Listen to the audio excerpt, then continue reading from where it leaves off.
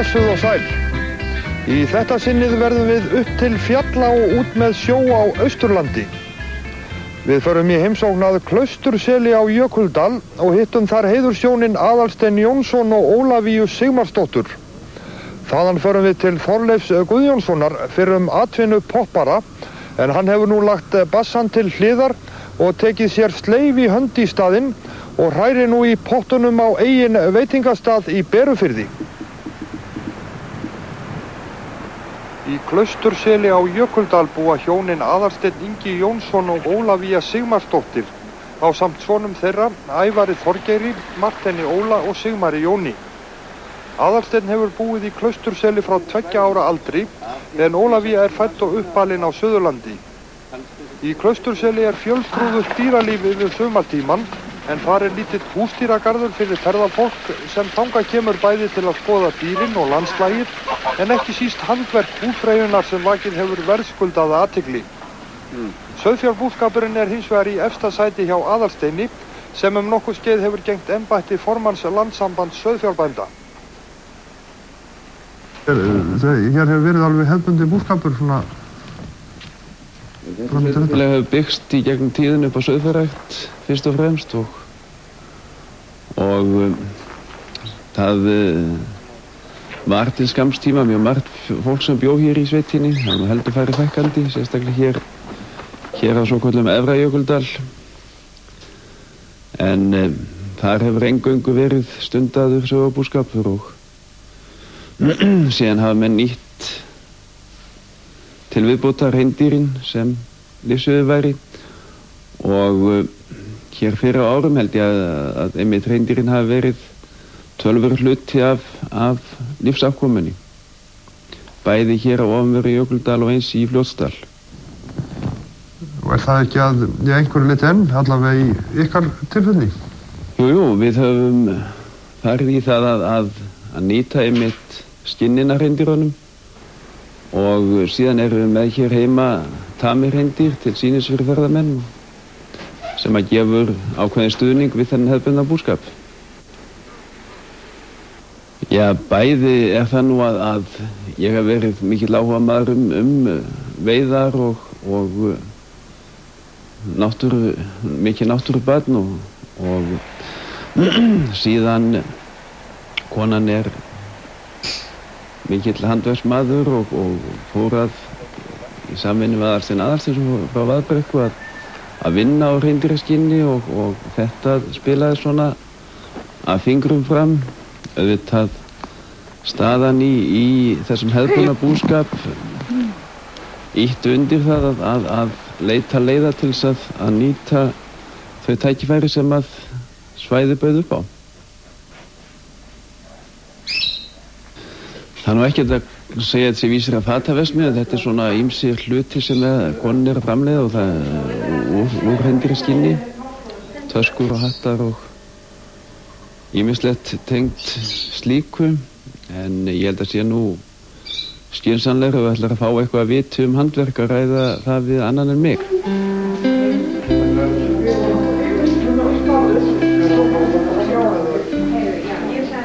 Ég er uppalinn í Laugarási í Biskupstungum, þar sem móðir mín býr núna og lendi hér í húsmæðraskólann á Hallónstað og fór ekkert heim aftur. Var þetta ekki svolítið viðbrigði að koma úr frekar flatlendu Suðurlandi í Jökuldalinn sem er nú býsna svona drungalegur þannig lagað? Nei, þetta er ágætu staður. En handverki, hvað byrjaður að því hér á Hallónstað? Nei, ég var náttúrulega bara í handavinnu þar eins og aðrir, en ég byrjaði á þessu heima. Hann fór að láta súta hreindýraskinni, en hann Aðalsteinsson á Vaðbrekku og spurði hvort ég vildi prófa að sauma eitthvað úr þessu í tilrauna skinni og þannig byrjaði þetta. Já, ég byrjaði náttúrulega smátt heima inn í eldhúsi og svo sá ég að það bara gekk ekki upp og þá byggðum við þetta hús þar sem ég er með saumastofuna eða vinnustofuna núna og þar sauma ég allt mitt og sel það líka. Og það mann haldið að, já, Jökuldalurinn var ekki sérlega stórt smöltasvæði, en já, það er samt svo nokkuð sem að þarna fyrir í gegn. Já, það er töluvert. Það koma, já, yfir 2000 manns, eða 2000 manns yfir sumarið og mér finnst það bara mjög gott.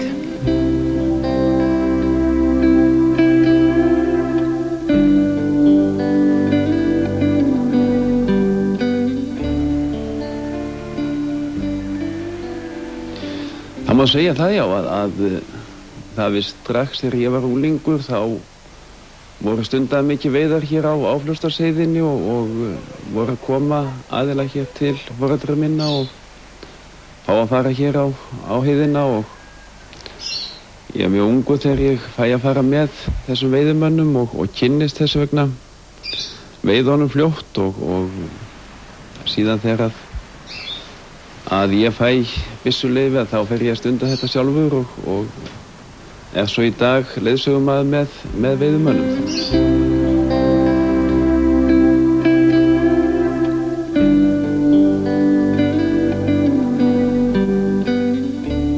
Í mörgum tilfellum finnst mér það bara mjög skemmtilegra. Þetta var á tímabili sem að þegar mér stundu þetta til þess að fyrst og fremst til þess að ná sér í eitthvað magn af kjöti að þá var þetta mjög mikil vinna.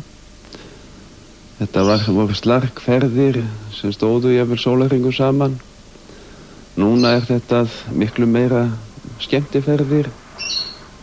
Menn er að koma til að kaupa sér eitt veiðileyfi og fá síðan leiðsögumann með sér og þetta er í flestum tilfellum og öllum tilfellum sem ég hef farið með veiðimönnum þá er þetta mjög góðu félagskapur og vönduð vinnubrögð við veiðarnar og ekkert nema skemmtilegt að koma að því með þessu fólki. Hafið þið ekki lent í einhverjum svona slarkið samt sem áður við þessum veiðferðum? Var þetta svona annað en að ganga til rjúpuna að þetta hafa annað 100 kílóa hreindýr? Jú, auðvitað er misjafnar aðstæður en bæði hafa samgöngur breyst mjög á þessu svæði með öllum þessum virkjunarvegum sem eru komnir. Hafa breyst líka tækin sem menn hafa til þess að ferðast á. Það eru komin bæði 4-hjól og 6-hjól og síðan fjallajeppa sem að gera þetta allt saman auðveldara. Má kannski segja með atvinnulífið hérna á Jökuldalnum að þetta sé svona kannski einn af þeim sveitum svona sem að ég hefur lengst haldið í þennan hefðbundna búskap eða er það að breytast hér eins og annars staðar? Ég til dæmis með tilkomu stóru framkvæmda hér í nágrenninu. Ég held að þetta styrki freka byggðina hérna ef nokkuð er. Því að það batna samgöngur, það dregur úr þessari einangrun sem hefur verið hér sem að ennú kannski ekki veruleg því að undan gengna vetur hafa sára fái skóladaga fallið niður hjá börnunum þó þau þurfa að fara mín börn þurfa að fara 45 km í skóla. Ég held til dæmis síðastliðin vetur að fallið niður 2 skóladagar vegna veðurs og ferðar og það er verið að vinna í samgöngubótum núna sem að bæta stöðuna verulega. Þannig að ég held að þetta allt saman, aukin umferð og auknir atvinnumöguleikar á svæðinu styrki þessa byggð hér eins og aðrar á Austurlandi. Þú sagði mér áðan að Jökuldalingar hefðu allavega hér árum áður viljað hafa sína einangurinn í friði. Já, ég held að það hafi ekki verið talin ókostur hér að hafa rólegheit og það hefur allavega lifað í munnmælum að það væri sérstakur kostur að fá að vera laturbóndi á Jökuldal.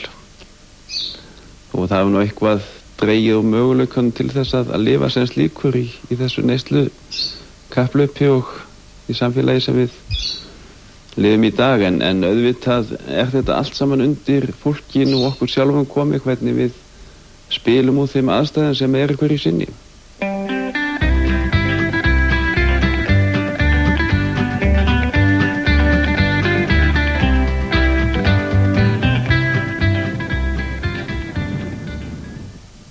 Hjónin Þorleifur Guðjónsson og María Rós Valgeirsdóttir hafa ekki alltaf farið tróðnar slóðir. Þorleifur var tónlistarmaður að aðalstarfi í tæpa 2 áratugi en mennti sínu kvæði í Kross einn góðan veðurdag og flutti úr Reykjavík til Eskifjarðar þar sem hann og María ráku hótel árabil. Þau fluttu síðan aftur á höfuðborgarsvæðið en fengu þá flugu í höfuðið að kaupa gamalt skólahús sem stóð autt og yfirgefið við þjóðveginn í miðjum Berufirði og breyta því í fyrsta flokks veitingastað. Þar búa þau nú ásamt börnum sínum, þeim Jóhanni Degi og Ylfu Rós. Já, það eru margir hiss á því. Við vorum búin að hafa augastað á þessu húsi hérna töluvert tíma. Við áttum heima á Eskifjörð og keyrðum oft hérna framhjá í hjónin og leist vel á staðsetninguna. Svo kom ég hér fyrir 1,5 ári framhjá. Ég fekk vinnu hjá sölumanni sem keyrði hérna framhjá og ég sá þetta hús aftur þá. Þá vorum við búin að búa í 3 mánuði í Hafnarfirði og langaði aftur austur. Og ég hringdi í Ólaf þáverandi sveitarstjóra og það var úr að ég keypti húsið bara. Og við fluttum hingað í janúar. En þetta er svona kannski ekki normal staðsetning á veitingastað? Nei, kannski ekki. Við sáum staðsetninguna við þjóðveginn og treystum á það að instinktið væri í lagi. Við vorum sjálf orðin leið á hamborgurum og pulsum og ákveðum að hérna væri staðurinn fyrir svona alvöru veitingahús með áherslu á fiskrétti sem við erum með og villibráð. Já, ná yfir sjóinn og fjallasýnin og útsýnið í byrjun. Og svo kom í ljós að hér býr yndislegt fólk í nágrenni við okkur sem hefur tekið okkur opnum örfum. Og reyndar voru hiss á því að við skyldum gera þetta, hvað við verðum eiginlega að pæla og hafa staðið vel með okkur. Já, hér var skóli fyrir hreppinn og félagsheimili. Hérna voru haldin þorrablót og mannamót. Ég sagði með maður gamall að hér hefðu menn hist á miðri leið og hérna tóku sættir í sambandi við alls konar mál, kvennamál og skepnuhald og allt sem því fylgir. Öll deilumál bara. Og hérna... Hefur það haldið áfram eftir að þið tóku við eða bjóðuð þið upp á slíkt? Já, í fyrra vorum við með hérna kaffihlaðbor alltaf á sunnudögum og sveitungaður okkar voru duglegir að mæta og ég er nú klára að hafa leist ykkur mál hérna á borðið. Þið eru ekki að byrja þessu bragðstað? Nei, við fluttum til Eskifjarðar og keyptum þar hótel, skiptum á íbúðan okkar í Reykjavík og keyptum hótel Öskju, gamalt hús með 7 herbergja hús og vissum ekkert hvað við vorum að fara út í. En langaði til að vera saman í atvinnurekstri og þetta var svona, fannst okkur nærtækast að gera. Hvernig kom það til uppalega? Já, við enduðum hann á Eskifirði var að vinnu minn Kristinn Aðalsteinsson hitti mig í Sundlaugunum í Reykjavík og þá hafði hann frétt að ég var að koma austur á Reyðarfjörð til að skoða hús þar. Og hann sagði, þetta er algjör spull að fara á Reyðarfjörð og koma á Eskifjörð til okkar. Þar er uppgangurinn og ég þekkti Bergleif, við höfum spilað fyrir hann oft. Og Bergleif hérna hringdi í mig og var alveg til í að gera díl og við skiptum bara á sléttu og ég flutti austur og hann suður. Og ég tók við því húsi og það var alveg milljandi business. Fullt af skeið í sambandi útgerðina og okkur gekk mjög vel þar og maður mjög vel tekið á Eskifirði. Gott að vera þar. En, já, af hverju hættuð þið svo þar? Við sáum ekki fram á að geta tekið okkur frí. Við vorum búin að vera þannig í 2 ára á þess að eiga klukkutíma frí og settum þetta á sölu og þá tókst að selja. Enda góður rekstur í gangi. En eigið þið eitthvað frí í dag? Er það ekki... Já, nei, heldur sennilega ekki. Það er svona öðru vísi. Ég kemst á veiðar núna stundum. ég nú býð eftir að bleikjan byrja að sýna sig hérna í ánum hérna í kring. Herbert, vinur minn á Teigaróni, býr svo vel að eiga eina á sem að ég má fara í því ég vil, og ég fór á morgnana í fyrra 6-leytið og veiddi svona 10-15 bleikjur sem ég eldaði á í hádeginu og daginn eftir. Þetta var alveg draum aðstæða fyrir svona veiðisjúklingar sem mig. Smá dill og svona... Já, ég er kokkur á guðsna. Ég finnst gaman að elda og hérna, virkilega gaman að elda. Og fólk segir að ég búi til góða mat. Kona mín segir það allavega. Og gestirnir koma aftur og aftur. En bökkum aðeins lengra. Hérna, áður en það kom til Eskifjarðar, hvað hafði verið þá fyrir stemning? Ég var í músíkinu á fullu. Með Kristjáni, KK, vinnu mínu. Það var orðið aðalatvinna mín þá. Og hérna, maður var eiginlega komin upp fyrir haus af þessu ballspilamennsku. Og búinn að vera eiginlega sem atvinnumaður frá 82 þegar við Bubbi vorum saman í Ego. Og ég var eiginlega búinn að vera atvinnumaður í ballbransanum, myndi ég segja. Þangað til 94-5. Þá var þetta orðið ágætt. Núna í dag er þetta bara hobby, sko. Það er miklu skemmtilega. En þú ert ennað? Já, ég er ennað. Kristján tókum svona smá túr saman núna í síðasta mánuði. Og hann hóvar í mig svona þegar við erum komin með frákvarsenginni. Það hafði ekki hist. Þá tökum við svona upp þráðinn. Já, það byrjaði eiginlega með Ego og Bubbi Mortens, við vorum nú æsku félagar og ég og Berþó Mortens vorum byrjaðar í hljómsveit þegar allt sprakk hjá utakarsmönnum og þá kom Bubbi bara yfir til okkar og úr varð Ego og við túruðum að landi fram og tilbaka, spiluðum á böllum og tónleikum. Síðan sprakk það nú allt saman líka. Eins og gengur í þessu böndum, menn fá gjörsamlega nóg á hvorum. Og hérna, í alls konar slark líferni sem fylgir þessu. Þegar maður er einhleypur og svona eins og á þessum árum. Svo þegar fjölskyldan tekur við, þá breytist nú mynstrið og maður hefur ekki áhuga á þessu lengur. Og svo fór ég út til Kristjáns, við vorum alltaf í sambandi. Og hann hringir í mig og spurði hvort ég væri til í að koma í götuband með sér. Það heit Grinders. Það voru 2 Ameríkanar með honum og það var svona nýreynsla. Fór út með húsbíl og bjuggum bara í honum og spiluðum á götunni bæði í Stokkólmi og Oslo og á Strikinu líka. Og vorum bara með hattinn úti og seltum kassettur. Þetta var mjög skemmtilegt, þetta var alveg mjög skemmtilegt. Og konan kom út, þá var Jóhann, sonur minn, hann var þá 1 árs og hann bjó með okkur í húsbílum og þetta var bara svona síkunna líf. Eins og maður lesum og sér í bíómyndum, kannski. Maður var upplifað. Já, þegar þið komið austur fyrst, var þetta svona einhvers konar flotta leið popparans bara að fara út á land og vera svona lost útræð fyrir það? Já, ég myndi segja það, ef ég á að vera hreinskilinn, sko, þá fær maður nóg af þessu. Og þetta var mín leið og sem betur fyrir var kona mín mjög samstiga mér í þessu. Og hérna, bara í besta mál, mér finnst að þetta sé forréttindi að búa út á landi. Og ég held að fólk skilja það ekki fyrir að það reynir sjálft, sko. Það er að slíta þessi tengsl frá hringiðin í Reykjavík. Það tók mig töluverðan tíma.